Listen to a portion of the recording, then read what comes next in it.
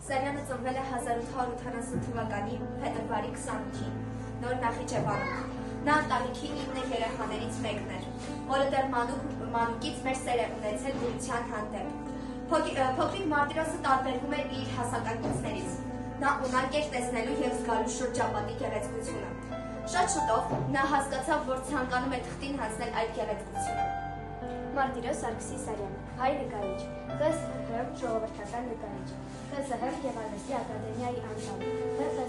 ԳԱ ակադեմիկոս, սոցիալիստական աշխատանքի հերոս, ՀԽՍՀ նկարիչների միության նախագահ։ Մարտիրոս Սարյանը համարվում է հայ ժամանակակից գեղարվեստանկարչության դպրոցի հիմնադիր։ Սարյանի գույները արևից են գնում, հողից են եղել ու հողին են դուրս։ Նա սերը բերել է վսնի մեջին, որ ամեն գույն շնչի անում։ Նրա կտավներում դաշտերն են փնում, ծաղկած ու վառ կապույտ ու կարմիր, արևն է ժպտում հողի խորքից և մարդ է զգում կյանքս։ Արևն է ընկել վեցի գլխին, ներկվել է հողը կանաչ կապույտ, հողից են ժպտում կարմիր ծաղիկներ, կտավի ապրում ձմեռուկանը։ Թռչուններն անգամ երգում են լուսնով,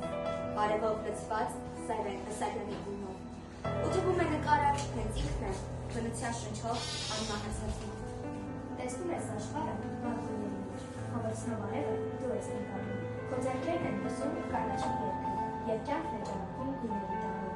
Դու տալիս ես շնչառություն հողին, արև ես բերում ձվեր աստաշտին, ու թվում է ողջ աշխարհին քո գույների միջով խոսում է կրկին։ Տեսեք, Սարյանն է կրկին, ներկում արևը ոսկի, նրա վրձինն է երգում, ծաղկած դաշտերում նայքի, հոգու կրակ է վառվում, մայր հողն է շնչում գույներում,